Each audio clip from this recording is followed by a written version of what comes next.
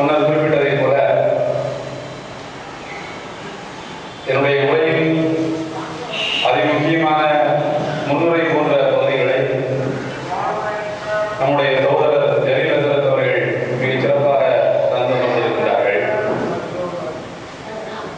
நாம் எப்படிப்பட்ட காலத்திலே இங்கே வாழ்ந்து கொண்டிருக்கின்றோம் என்றால்,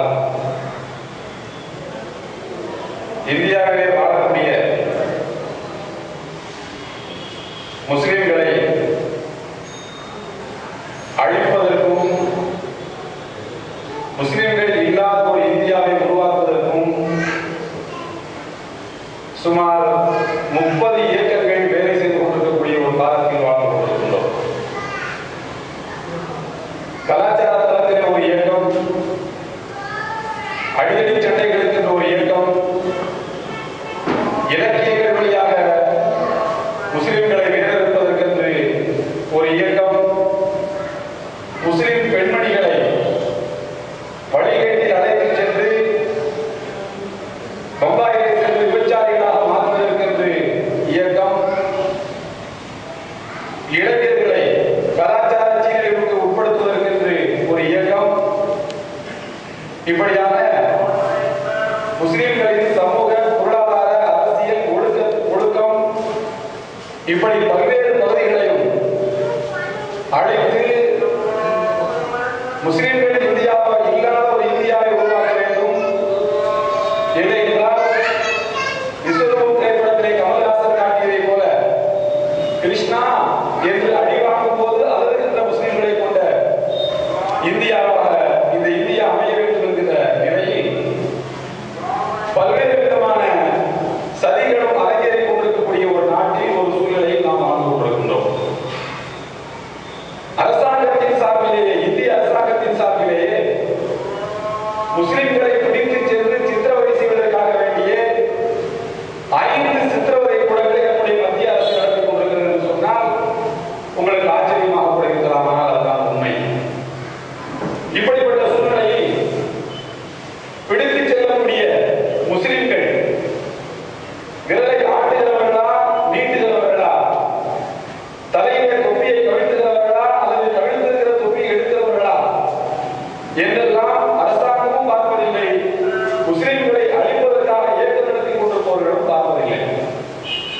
இப்படிப்பட்ட ஒரு சூழ்நிலையில் தான் இந்த முஸ்லிம் சமுதாயத்தை ஒருங்கிணைப்பதற்கான ஒரு சிறிய புள்ளி அல்லது ஒரு சிறிய நூல் எங்காவது கிடைத்து விடாதா என்று தேடிக் கொண்டிருந்த சூழ்நிலையில் உலக புகழ்பெற்ற பேரறிஞர் யூசுப் தர்தானி அவர்கள் எழுதியிருந்த ஒரு புத்தகத்தை நான் பார்க்க நேரிட்டது.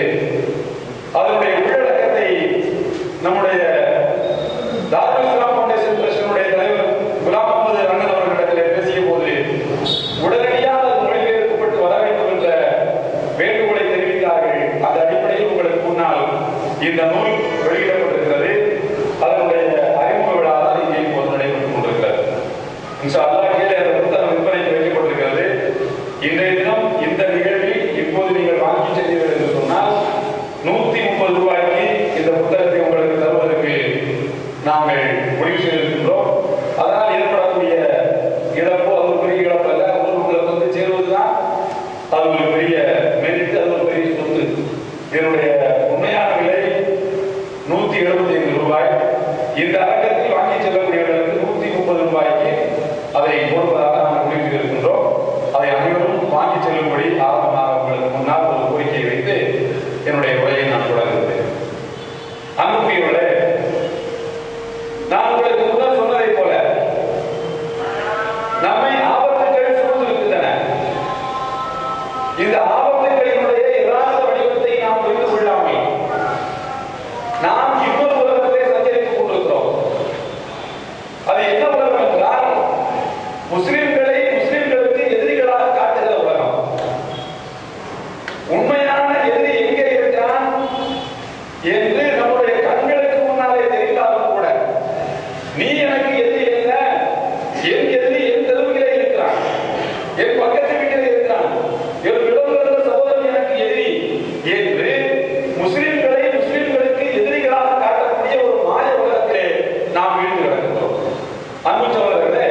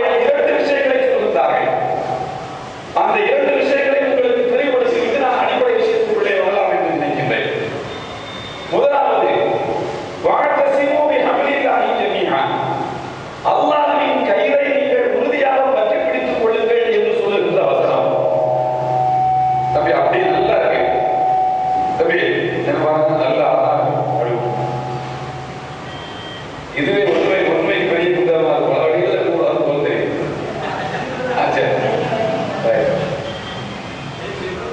அல்லாஹ்வின் கையை பற்றி பிடித்துக் கொள்ளுங்கள் என்று சொன்னால் அல்லாஹ்வின் கைது என்றால் என்ன? இந்த வசனத்துக்கு திருக்குர்ஆனுடைய விரிவுரை என்று சொன்னால் முதல் விரிவுரை பெருமானார் ஸல்லல்லாஹு அலைஹி வஸல்லம் பொன்மொழி. பெருமானாருடைய பொன்மொழியில் அல்லாஹ்வின் கைது என்றால் என்ன என்று தேடி பார்த்தால் பெருமானார் திருக்குர்ஆன் தான் அல்லாஹ்வின் கைது என்று சொல்கிறார்கள். உடைந்து போகாத, அறுந்து போகாத உறுதியான கயிறு என்றால் அது இறைவனுடைய வேதம்தான் என்று பெருமானார் ஸல்லல்லாஹு அலைஹி வஸல்லம் அவர்கள் சொல்லுகிறார்கள்.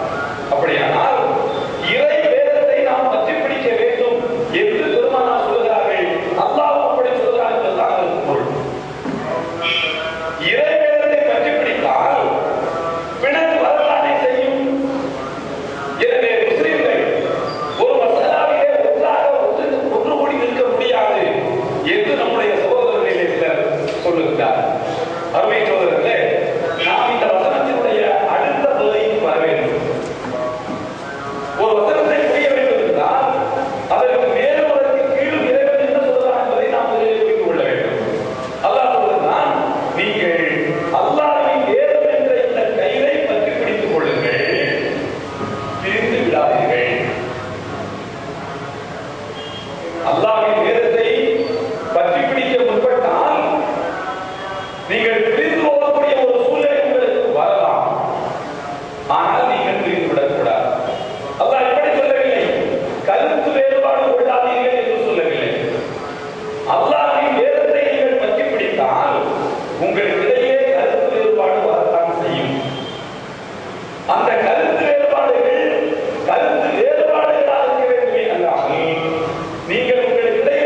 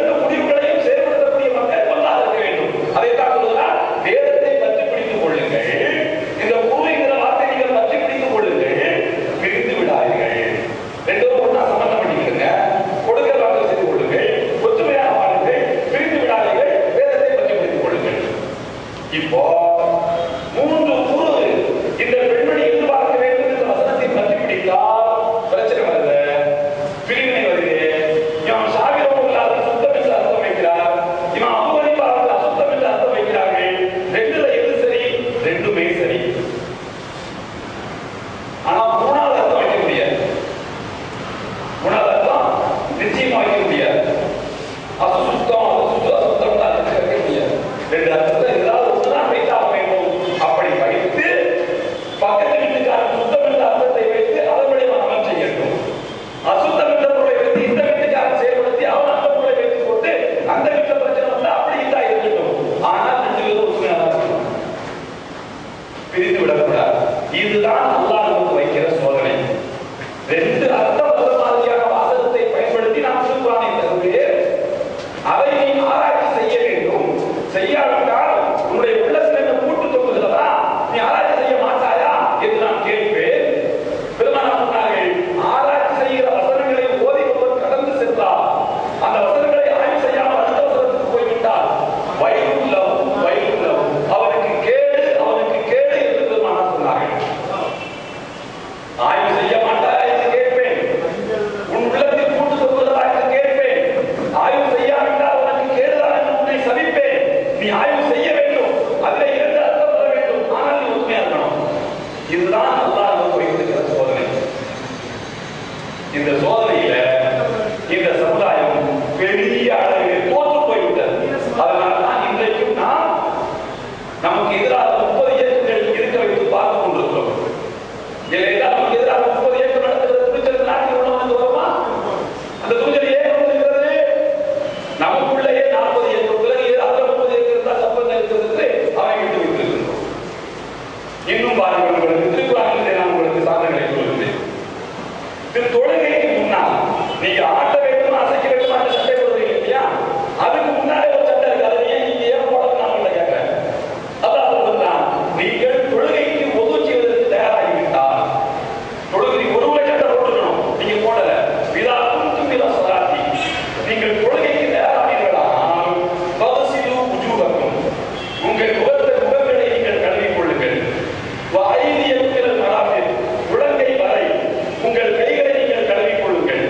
வம்சாஹூபி ரூசிக்கும், உங்கள் தலைகளுக்கு நீங்கள் வசூல் செய்து கொள்ளுங்கள். அர்ஜுன் லக்குமா அர்ஜுன் லிக்குமா, எப்படி படிக்கிறது? அதே பிரச்சனை வந்தாரு. அல்லாஹ் ஒன்றும் மேல கீழே போட்டு அனுப்பல. அர்ஜுன் லக்கும்னு படிக்கிறோம் தான் எங்கேயும் சொல்லல. அர்ஜுன் லிக்கும் தான் படிச்சா அப்படி எங்கேயும் சொல்லல. அர்ஜுன் லக்கும் என்று படித்தால் காலை கழுவ வேண்டும் அப்படின்னு அர்த்தம். அர்ஜுன் லிக்கும் என்று படித்தால் காலுக்கு தண்ணி வச்சு மசூல் செஞ்சா போதும்னு அர்த்தம். முழங்கை வரை கழுவ வேண்டும் என்று தான் அல்லாஹ் சொல்லியிருக்கான். முழங்கையை சேர்த்து கழுவணும்னு போப்ப நான் சொல்லல. முகத்தை கழுவ வேண்டும் என்று சொல்லியிருக்கான். முகத்தின் அளவு எது என்று சொல்லவில்லை. இவை எல்லாவற்றையும் பரிசையாகத்தான் செய்ய வேண்டும் அல்லாஹ் சொல்லல. முன்னும் பின்ன செய்து கொள்ளலாம் அல்லாஹ் சொல்லல. அப்படியே விட்டு வச்சுட்டான். இந்த ஒரு வசனத்தில் மட்டும் 9 வகையான கருத்து வேறுபாடுகள் அறிஞர்களுக்கிடையே ஏற்பட்டிருக்கின்றன. இந்த ஒரு வசனத்தில் மட்டும் 9 வகையான கருத்து வேறுபாடுகள் அறிஞர்கள் மத்தியில் ஏற்பட்டிருக்கின்றன. அல்லாஹ் நினைத்தால் பிலிசானின் அரபியின் முபீன், அல்லாஹ் சொல்றான், இந்த திருக்குறானை தெளிவான அரபு மொழியில் இறக்கி வைத்திருக்கிறோம் என்று அல்லாஹ் சொல்றான். நமக்கு படிச்சா குழப்பமா இருக்கு. அர்ஜுன் படிக்கவா அர்ஜுனுக்கு படிக்கவா குழப்பமா இருக்கு. அல்லாஹ் சொல்றான் இது தெளிவான அரபின் தான். அப்ப அல்லாஹ் சொல்றது பொய்யா? இல்லை, தெளிவான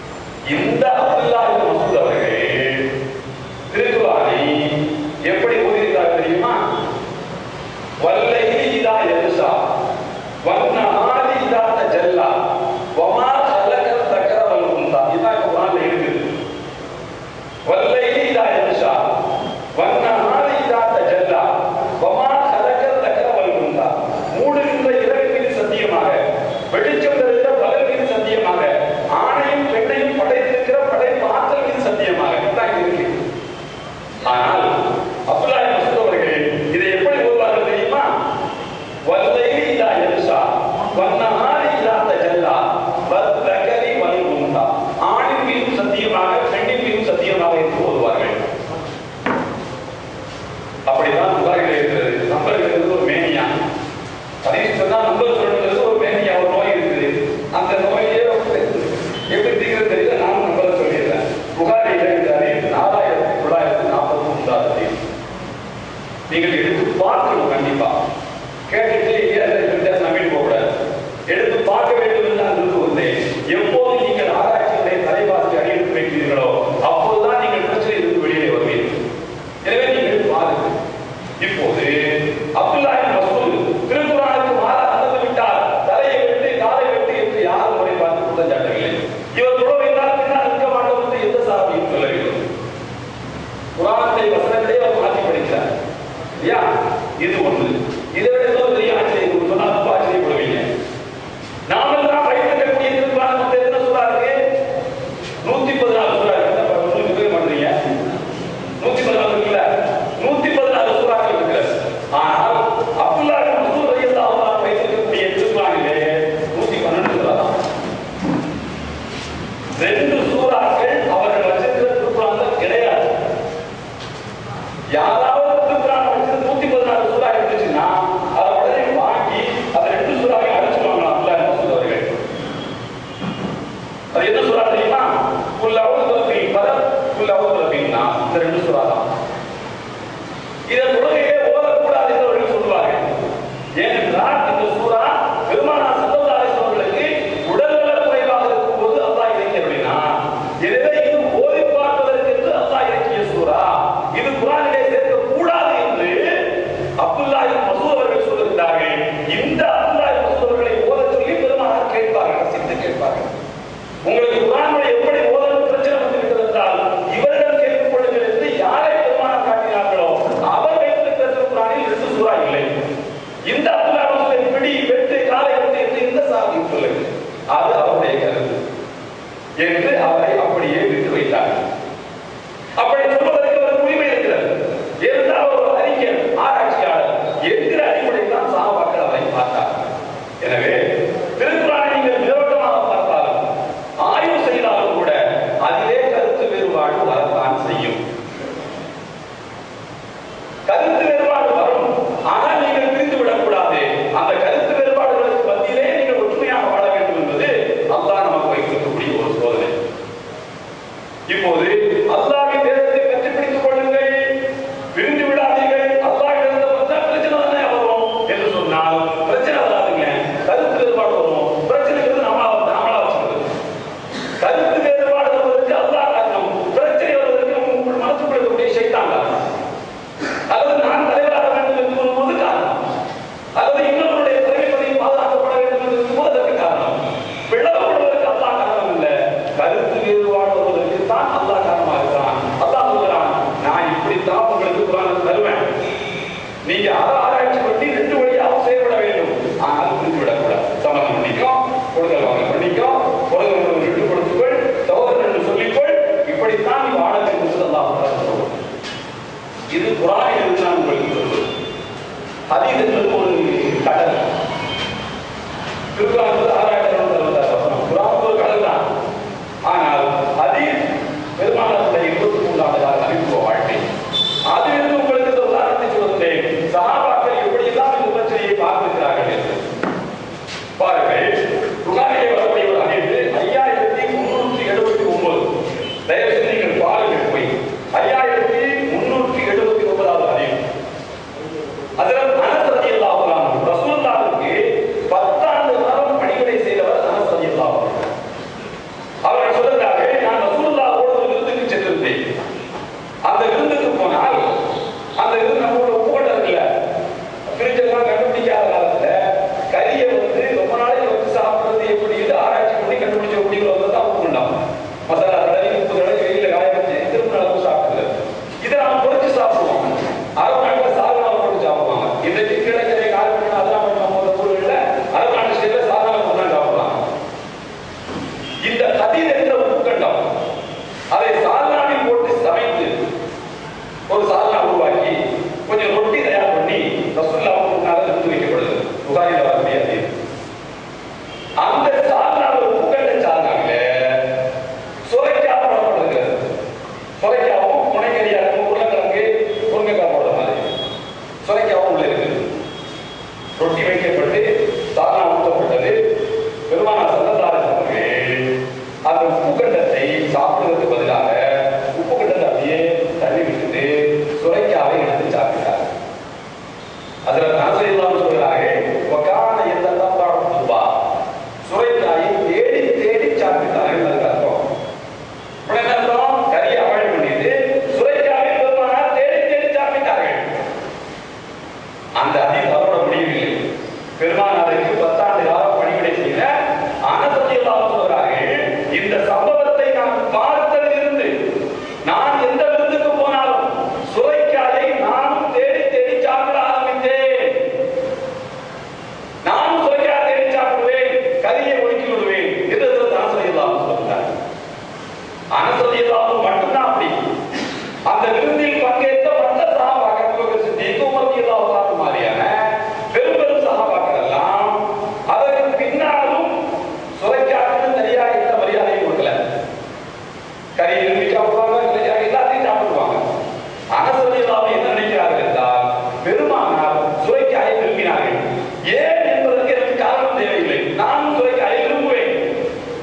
பெரிய சஹாபாக்கள் எப்படி முடிவெடுத்தார்கள் என்று சொன்னால், நபிகள் நாயகம் ஸல்லல்லாஹு அலைஹி வஸல்லம் சுரைக்காயை விரும்பி சாப்பிட்டதற்கு என்ன காரணம் என்றால், யார் எதை விரும்புகிறாரோ அதை அவருக்கு விட்டு கொடுத்து விட்டு யார் எதை ஒதுக்குவாரோ அதை தான் சாப்பிடுவது பெருமானாருக்கு பிடிக்கும். எப்போதுமே அவர்கள் பிறருக்கு தான் முன்னுரிமை கொடுப்பார்கள். ஒரு சபையிலே ஒருவர் இருக்கிறார், ரசூலுல்லாஹ் இருக்கிறார்கள். ஒரு பெண்மணி கொண்டு வந்து தானே என்னுடைய கையாள துணியை நெய்து பெருமானாருக்கு அன்பளிப்பாக கொடுத்தது. ரசூலுல்லாஹை வாங்கி கொண்டு வீட்டுக்கு போய் அனைத்து வந்து சபையிலே உட்கார்கிறார்கள். ஒரு தோழர் கேட்டார், அல்லாஹ் இருக்கிறது ட்ரெஸ் ரொம்ப அழகா இருக்கு சொன்னார். ரசூலுல்லாஹ் என்ன சொல்றாரு புரிஞ்சு போச்சு, எனக்கு வேணும்னு அர்த்தம். ஆனா புரியாதவர் அப்படியே வந்துட்டே இருந்தாங்க. அல்லாஹ்வுடைய எனக்கு அது வேணும்னு சொன்னாரு, எனக்கு அது வேணும். ரசூலுல்லாஹ் எடுத்து போனார்கள், பழைய ட்ரெஸ் கொடுத்தாங்க, புது ட்ரெஸ் அடிச்சு கொண்டு கையில கொடுத்தாங்க அவருக்கு. இந்த கேட்ப பக்கத்தில் உள்ள சஹாபாக்கள் சொன்னார்கள், உனக்கு தெரியாதா பெருமானார் யாரையும் எதையும் விரும்பினாலே கொடுத்து விடுவார்கள், கேட்டால் கண்டிப்பாக கொடுப்பார்கள். ஆனால் பெருமானார் இந்த ஆடையை அணிந்திருக்கிறார்கள். அவர்களுக்கு அந்த ஆடை தேவைப்பட்டிருந்தது, அதனால்தான் உள்ளவே உடனே அணிந்து வந்தார்கள். அப்படி அணிந்திருக்கிற ஆடையை நீ கேட்கலாமா, இது தப்பாச்ச என்று அவரை பார்த்து சொன்னார்கள். அவர் சொன்னார், நான் இறந்ததற்கு பிறகு என்னை என்னை கவலை வைக்கும் போது எனக்கு கவலாக ஒரு துணி இருக்க வேண்டும். எந்த துணி என்றால், பெருமானாரின் மேனியை ஒரு முறையாவது தொட்டு தழுவிய துணிதான் எனக்கு கவலாக இருக்க வேண்டும் என்று விரும்பினேன். அதனால் அந்த துணியை கேட்டு பெற்றேன் என்று சொன்னார். சஹாபாக்கள் நிறைய சொல்கிறார்கள், அதுவே அவருக்கு கவலாக ஆகிவிட்டது. அப்ப ரசூலுல்லாஹ் ஒருவர் எதை விரும்பினால் அதை விட்டு கொடுத்து விடுவார்கள். ரசூலுல்லாஹ்வுடைய ஒரு மொத்த வாழ்க்கையும் அப்படித்தான். இந்த சுரைக்காய் சம்பவத்துல பெரும்பெரும் சஹாபாக்கள் எல்லாம் இந்த ஹதீஸை எப்படி பார்த்தார்கள் என்றால், ரசூலுல்லாஹ்வுடைய மொத்த வாழ்க்கை என்ன, யாரையும் எதையும் விரும்பினால் அதை அவருக்கு கொடுத்து விட்டு அவர் ஒதுக்குவதை தான் பெற்றுக் கொள்வார். இது துணியா இருந்தாலும் சரி, கரியா இருந்தாலும் சரி. ஆகையினால் சுரைக்காயை சாப்பிடுறது சுன்னத்து கிடையாது. சுரைக்காய் சாப்பிடுறது சுன்னத்து இல்ல. சுரைக்காய் சாப்பிடுறது சுன்னத்துன்னா அப்புறம் ரசூலுல்லாஹ் உப்பு ஒதுக்கிருக்காங்கல்ல, உப்பு கண்ட சாப்பிடுறது மக்ரூஹ்னு சொல்லுவோம். அப்படிதானே? எதை விரும்பி சாப்பிட்டாலும் அது சுன்னத்துண்டா, எதை ஒதுக்குறாங்களோ அது ஹராம்ன்ற அளவுக்கு நம்ம போக முடியாது. ஒரு மக்ரூஹ்னா சொல்ல வேண்டியிருக்கும். அப்ப சுரைக்காய் சுன்னத்துன்னா உப்பு கண்ட மக்ரூஹ் ஆயிடும். நம்ம எல்லாரும் மக்ரூஹை நிறைய பண்ணியிருக்கோம். ஏகப்பட்ட உப்பு கண்ட நம்ம ஊர்ல பயத்துக்குள்ள இருக்கு இல்லையா? இப்போ சஹாபாக்கள் எப்படி பார்த்தார்கள் என்று சொன்னால், ரசூலுல்லாஹ்வுடைய ஒரு ஹதீஸை பார்க்க வேண்டும் என்றாலும் மொத்த வாழ்க்கையையும் அலசி ஆராய்ந்து இந்த ஹதீஸுக்கு பொருள் சொன்னார். இப்போ அனஸ் ரலியல்லாஹு அன்ஹு செய்தது தவறுன்னு எந்த சஹாபியும் சொல்லல. அது அவருடைய ஆராய்ச்சிங்க. உடனே ஜாபகம் போட்டு போறாரு. அவருக்கு பிடிச்சது நாமளும் சேர்த்து சாப்பிட வேண்டியதான் என்றுதான் முடிவெடுத்தார்கள். அல்லாமல் கூப்பிடு அரசை பஞ்சாயத்து பண்ணி ஊரை விட்டு வச்சு வச்சு என்று அவர் புருஷப்பட்டு ஊர் பிடிக்க வைக்கல. ஆராய்ச்சிகள் என்பது பல்வேறு விதமாக நடந்து கொண்டுதான் இருக்கும். அது நடந்து கொண்டே இருக்க வேண்டும். இன்னும் பாருங்க, சொன்னார்கள், சதகத்துல் ஃபித்ர், பெருநாள் அன்று கொடுக்கக்கூடிய தர்மம். இவர் ஹதீஸை பார்க்க வேண்டும் என்றால் எந்த நோக்கத்தில் அந்த ஹதீஸ் சொல்லப்பட்டிருக்கிறது என்று முதலில் பார்க்க வேண்டும். அதுதான் சட்டத்துறையினுடைய அடிப்படையான விஷயம். சதகத்துல் ஃபித்ர் பெருநாள் அன்று கொடுக்கிற தர்மம். அந்த தர்மத்தை பெருமானார் ஸல்லல்லாஹு அலைஹி வஸல்லம் அவர்கள் பொருளாகவே கொடுத்தார்கள், தானியமாகவே கொடுத்தார்கள். தானியமாகத்தான் கொடுத்தார்கள், பணம் கொடுக்கவில்லை. அதற்கு உபதேசனாவுடைய ஆட்சி காலத்தில் பணமாக கொடுக்க மக்களை பணமாக கொடுக்க வேண்டும் என்று அவர்கள் விரும்பினார்கள். என்ன காரணம்னா, நீங்களும் கோதுமை கொடுக்குறீங்க, நானும் கோதுமை கொடுக்குறேன், இன்னொரு வாய் வந்து அவரும் கோதுமை கொடுக்குறாரு. ஒரு ஏழையினுடைய வீட்டில் கோதுமையா மீது பெருநாள் அன்னைக்கு சாதனா காய்ச்சலுக்கு வழி இல்லை. சதகத்துடைய நோக்கம் என்ன? பெருமானார் சொன்னார்கள், அதுவும் ஃபீ ஹாதல் யௌம், அந்த நாளில் அவர்களை நீங்கள் செல்வந்தர்களாக ஆக்குங்கள். அந்த நாளைக்கு பசியாக இருக்கக்கூடாது. அதுதான் சதகத்துடைய நோக்கம். எல்லாரும் கொண்டு போய் கோதுமையை அரிசியை கொடுத்தா உப்பு வந்து காசு பண்ணுங்கள, ஒரு கறி சாதனம் வாங்கி சமையல் பண்றது காசு பண்ணுமா இல்லையா? அவர் 2 பேர் அரிசியை கொடு, 2 ரூபாயை கொடு, இந்த என்ன பிரச்சனை வந்துச்சு? ரூபாயை கொடுத்தவன் நரகத்துக்கு போவான், கோதுமையை கொடுத்தவன் சொல்றது போன எங்க இருக்கு? ரூபாயை கொடுத்தவன் தர்மம் தான் கொடுத்துருக்கான், கோதுமையை கொடுத்தவரும் தர்மம் தான் கொடுத்துருக்கார்கள். இதுல சதக்காத்து கொடுத்து அதனால எப்படி ஒரு தர்மத்துக்கு போக முடியும்? மார்க்க எப்படி சொல்லி இருக்க முடியும்? எனவே இப்படி ஹதீஸ்கள் பெருமானார் ஸல்லல்லாஹு அலைஹி வஸல்லம் அவர்கள் எந்த நோக்கத்தில் அந்த ஹதீஸை சொன்னார்கள் என்கிற அடிப்படையில் ஆய்வு செய்யப்பட்டுத்தான் அறிஞர்கள் அந்த மாதிரியான முடிவுக்கு வந்திருக்கிறார். நாம் ஷாஃபிஈ அவர்கள் சொல்வார்கள், தானியமாக தான் கொடுக்கணும்னு. ஏங்க அப்படி நீங்க கம்பல்சரியா ஏன் தானியம் தான் கொடுக்கணும்னு சொல்றீங்கன்னு கேட்டா, ரூபாய் கொடுத்தா சினிமா போயிட மாட்டான். இது அவருடைய ஆராய்ச்சி. தப்பு தண்டாக்களை ஈடுபட கூடாது, பணம் அதிகமாக போயும் போது இவன் அப்போது சொல்ல, ஏங்க பணமாவும் கொடுக்குறான்னு ஏன் சொன்னீங்க? ரசூலுல்லாஹ் தானியம் தானே கொடுத்துருக்காங்க. ஆமையா எல்லாருடைய கூட கூடையா கொடுத்து கோதுமையை கொடு, அவன் என்ன பண்ணா கொடுத்தா பார்த்துப்பான், உப்புங்கிறது காசு வேண்டாம். இதுதான் இந்த ஆராய்ச்சிகளின் விளைவாக கருத்து வேறுபாடுகள். இங்கே இமாம் ஷாஃபியோ இமாம் அபூ ஹனீஃபாவோ அவர்களுக்கு பின்னால் வந்தவர்களோ குற்றமடைந்திருக்கிறார்கள் என்று யாரேனும் சொன்னால் அவர்கள் தான் தவறு வைக்கிறார்கள் அர்த்தமே தவிர இமாம்கள், அறிஞர்கள், ஆராய்ச்சியாளர்கள் தவறு செய்து விட்டார்கள் அர்த்தம் இல்லை. இப்படி ஆராய்ச்சிகள் இன்னும் விதவிதமாக போய்கொண்டே இருக்கும். பெருமானாருடைய காலத்தில் எந்த அளவுக்கு அவர்கள் ஆராய்ச்சியை வைத்திருக்கிறார்கள் என்பதற்கு ஒரு செய்தியை சொல்லியிருப்பார்கள். ஒரு போர் நடக்கிறது. அந்த போரிலே எதிரி ஒருவன் முஸ்லிம்களின் கூட்டத்துக்குள்ளே புகுந்து முஸ்லிம்களை சரமாரியாக வெட்டி தள்ளுகிறான். இதை ஒரு அன்சாரி சஹாபி மதீனாக்காரரும், அதாவது உஸாமா பின் ஸைத் ரலியல்லாஹு அன்ஹு, ரசூலுல்லாஹ்வுடைய வளர்ப்பு பேரன் உஸாமாவை பார்த்து விட்டார்கள். ஆஹா, இந்த ஒரு ஆளு முஸ்லிம்களை நிறைய காயப்படுத்திக் கொண்டிருக்கிறான் என்று சொல்லி இருவரும் அவரை நோக்கி பாய்கிறார்கள். ஒருவர் அன்சாரி அவருடைய கையிலே வாள் இருக்கிறது, உஸாமா பின் ஸைதுடைய கையிலே ஈட்டி இருக்கிறது. இப்படி கையில வச்சு கட்டி அடிக்கிறார், அவர் வாளை வச்சு நிற்கிறார். இந்த ஆள் எதிரி முஸ்லிம்களை காயப்படுத்திக் கொண்டே எழுதி இருக்கிறானே, அவன் ஓடி போய் ஒரு மரத்துக்கு கிட்ட முட்டி போய் நிற்கிறானே, தப்பிக்க முடியாது. இந்த பக்கம் வாழ, இந்த பக்கம் ஈட்டி. உடனே தப்பிக்கிறதுக்கு அவனுக்கு முன்னால் இருந்த ஒரே வழி என்ன சொன்னா, லா இலாஹ இல்லல்லாஹ் கலிமா சொல்றார். எங்க போர்க்களத்துல அந்த அன்சாரி நபி தோழர் நினைக்கிறார், என்ன இருந்தாலும் லா இலாஹ இல்லல்லாஹ் கலிமா சொல்லிவிட்டார், அதை ஒன்றும் செய்யக்கூடாது, வாழ கைகளை விட்டார். உஸாமா பின் ஸைத் அவர்கள் தப்பிக்கிறதுக்கு அவ்வளவா கலிமா சொல்ல, நீ நூற்றுக்கணக்கான முஸ்லிம்களை காயப்படுத்தி விட்டு கலிமா சொன்னா அவனை விட்டுற முடியுமா என்று ஈட்டி எடுத்து ஒரே குத்து இறந்து போய்விட்டார். போர்க்களம் முடிந்தது.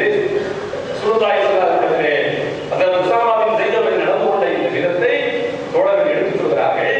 அப்போது பெருமானார் ஸல்லல்லாஹு அலைஹி வஸல்லம் சொன்னார்கள், அகதல்தஹு பாதமா கால லா இலாஹ இல்லல்லாஹ், லா இலாஹ இல்லல்லாஹ் என்று சொன்னதற்கு பிறகுமா அவரை கொலை செய்தாய் என்று கேட்டார். உஸாமா பின் ஸைத் சொன்னார், அல்லாஹ்வின் திருத்தூதரே, அவர் கலிமா சொன்னதற்கு காரணமே என்னிடமிருந்து தப்பிப்பதற்காகத்தான், நான் அவரை கொன்றுவிடக் கூடாததற்காகத்தான் கலிமா சொன்னார் என்று சொன்னார். பெருமானார் ஸல்லல்லாஹு அலைஹி வஸல்லம் சொன்னார்கள், நீ அவருடைய உள்ளத்தை பிளந்தா பார்த்தாய், அவர் எந்த நோக்கத்தில் கலிமா சொன்னார் என்று உனக்கு எப்படி தெரியும் என்று அவரை பார்த்து கேட்டார். இந்த வார்த்தையை பெருமானார் ஸல்லல்லாஹு அலைஹி வஸல்லம் அவர்கள் திரும்ப சொல்லிக் கொண்டே இருக்கிறார்கள். உள்ளத்தை பிளந்தா பார்த்தாய், உள்ளத்தை பிளந்தா பார்த்தாய், உள்ளத்தை பிளந்தா பார்த்தாய் என்று கேட்டுக்கொண்டே இருந்தார்கள். எந்த அளவுக்கு இருந்தால்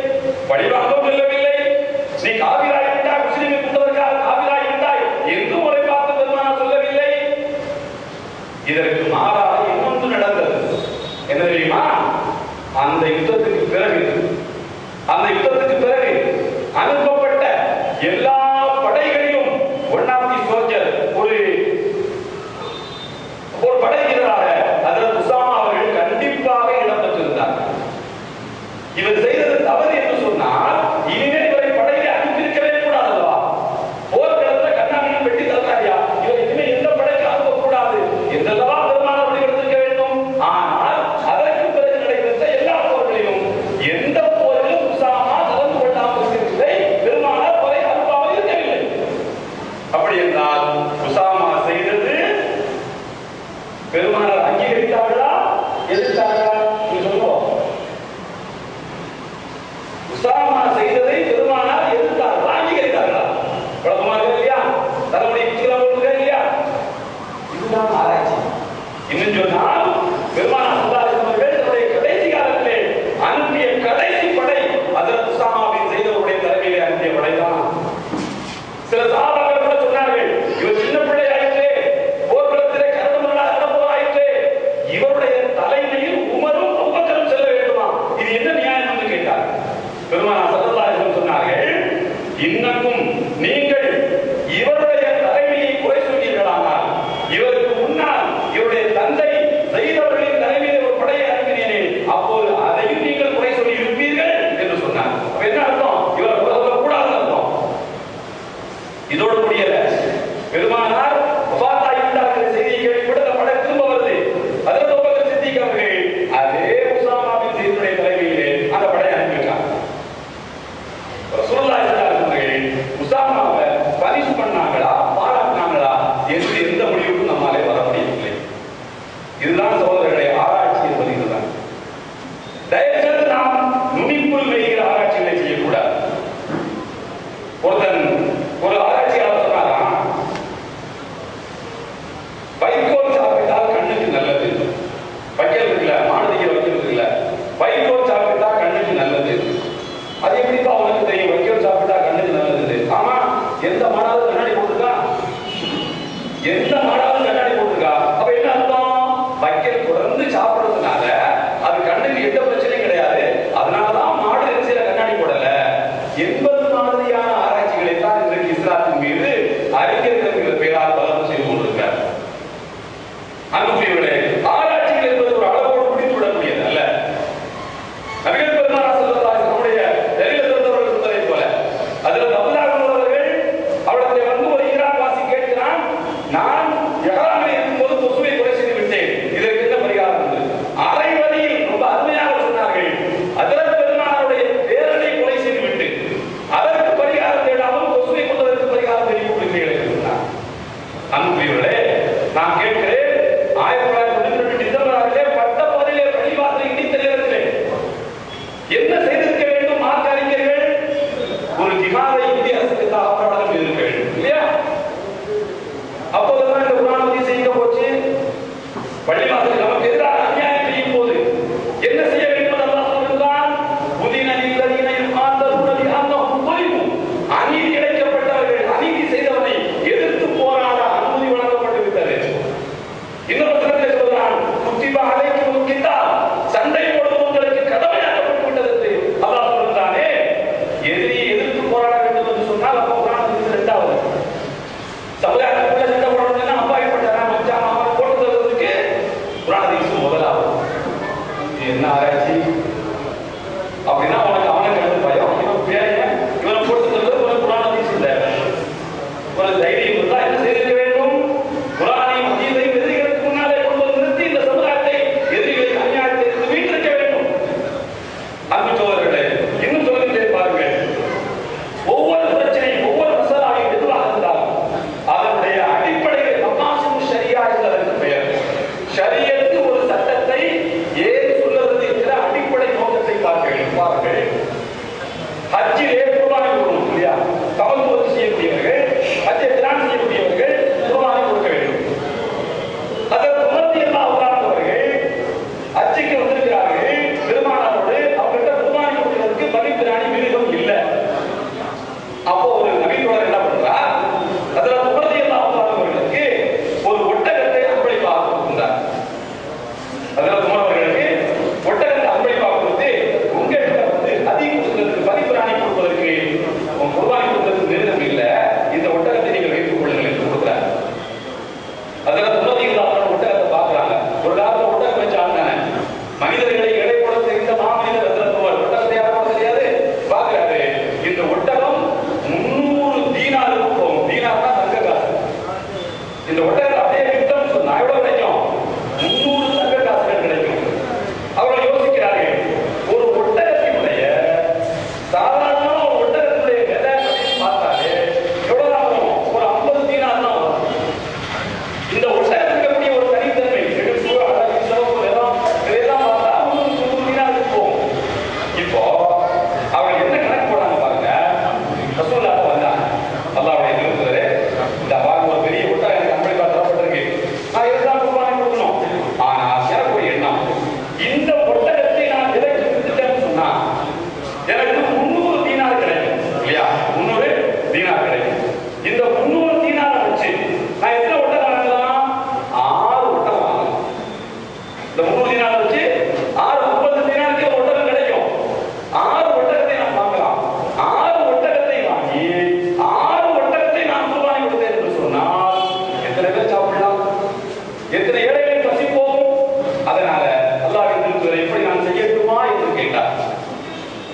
நிறைய ஏழைகளுக்கு பசி தீரும், அதனால 6 ஒட்டகத்தை நான் கொடுக்கட்டுமா என்று கேட்டார்.